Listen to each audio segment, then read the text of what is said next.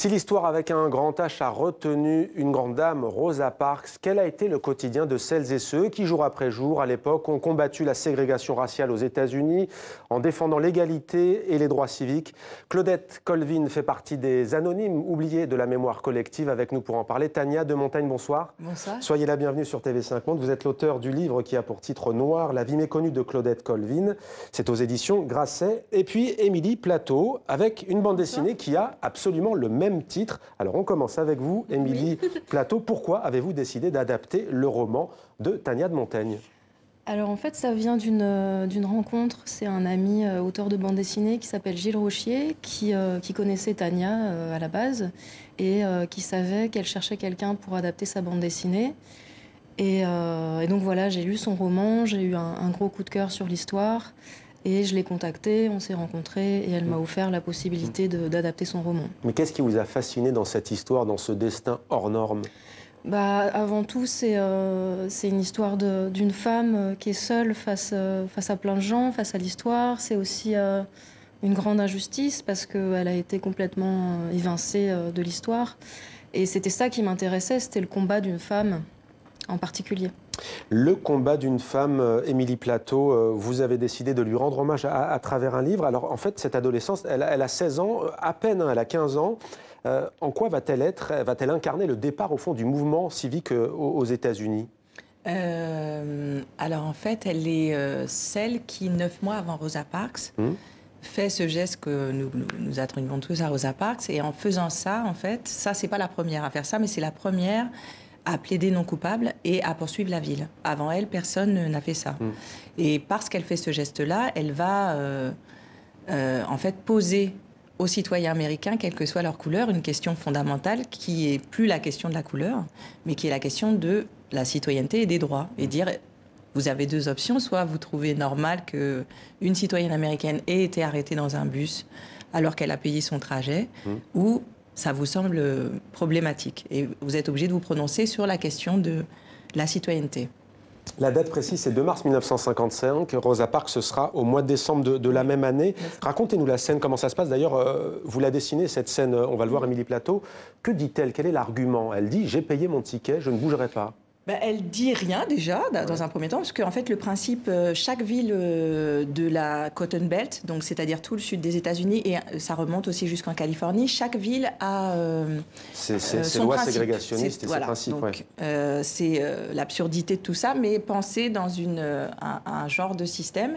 Et il se trouve qu'à Montgomery, le principe, c'est que les 10 premiers rangs sont réservés aux Blancs, les suivants sont pour les Noirs. Mais évidemment, s'il y a un blanc qui se trouve sans place, le noir du rang qui suit doit lui céder sa place. C'est ça l'idée. Et comme un blanc ne peut pas être assis à côté d'un noir, il faut que tous les noirs du même rang se lèvent. Et en l'occurrence, là, le fait de dire vous êtes debout, d'accord, mais moi, en fait, je vais juste rester assis chez les noirs. Hein. Donc, c'est même pas qu'on a une demande folle. Au départ, c'est ça qui est intéressant, c'est de voir que la demande, elle n'est pas qu'il y ait une modification. Elle est juste de dire, respecter ce qui a été mis en place. Et puis, en fait, c'est le fait que le maire ne comprenne pas, le maire de la ville, au lieu parce que s'il avait dit oui tout de suite, en fait, il n'y a pas de boycott, il n'y a rien. Puis peut-être qu'on est encore dans cette situation. Et on va revenir sur cette question du boycott qui a duré 381 jours. C'est ce qui a fait basculer l'histoire. On va parler, Émilie Plateau, maintenant de votre dessin. Comment raconte-t-on une telle histoire en BD? Je propose d'abord de regarder ce petit montage vidéo pour se mettre dans l'ambiance. Claudette Colvin est née en 1939. Elle a grandi dans la ségrégation. Le 2 mars 1955, Claudette sort de l'école et rejoint son arrêt de bus. Elle s'assied à l'arrière, dans la section réservée aux Noirs. Une femme blanche lui demande de lui céder sa place. Claudette refuse. Le chauffeur stoppe le bus pour prévenir la police.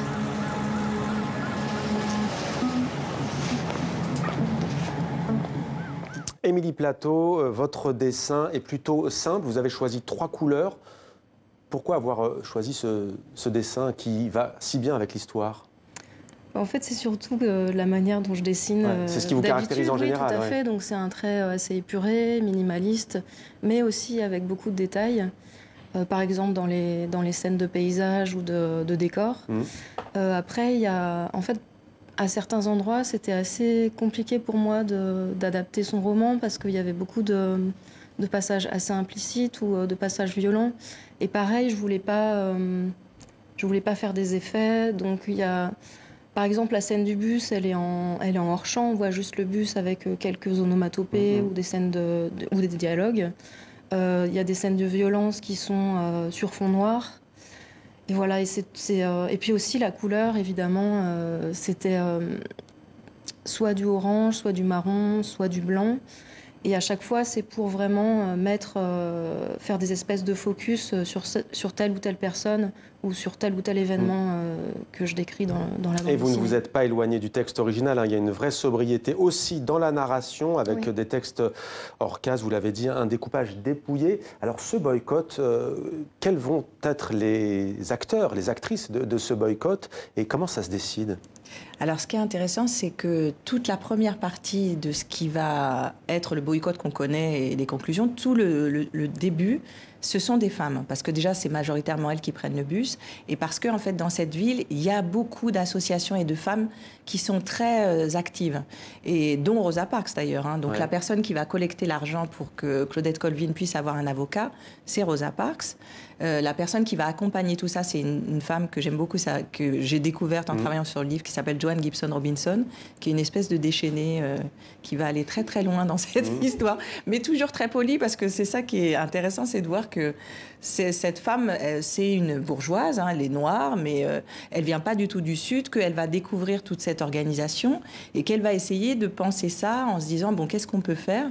Et au début, elle suit ce qui lui est proposé, donc ça reste très sympathique. Puis quand elle va voir justement ce qui va arriver à Claudette Colvin et quand elle va voir qu'elle va être totalement écrasée lors de son premier procès et puis du second aussi, ensuite elle se dit on va faire différemment. Et quand elle apprend que Rosa Parks a fait le même geste 9 mois plus tard, là elle prévient plus personne. Donc les hommes, elle dit bon c'est bon, vous me l'avez fait une fois, mais pas deux.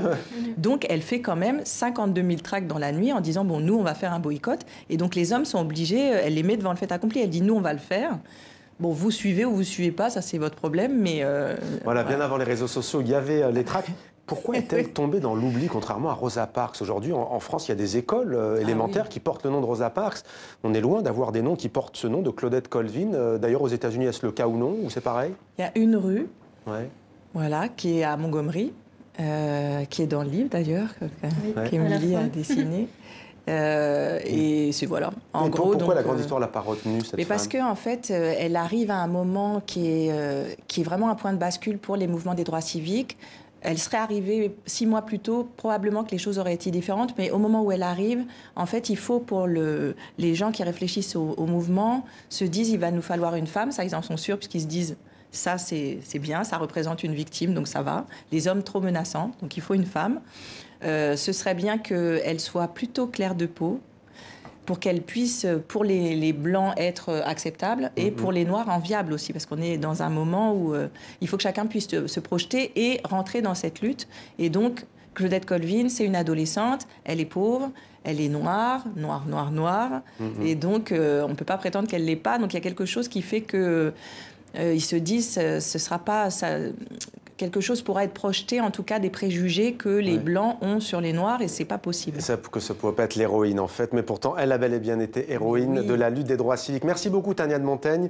Noir, la vie méconnue de Claudette Colvin, édition Grasset. Émilie Plateau, merci beaucoup. Merci. Même titre, donc, mais en BD cette fois, ou en roman graphique, c'est selon aux éditions d'Argo. Merci beaucoup à toutes les deux d'être venues sur notre plateau.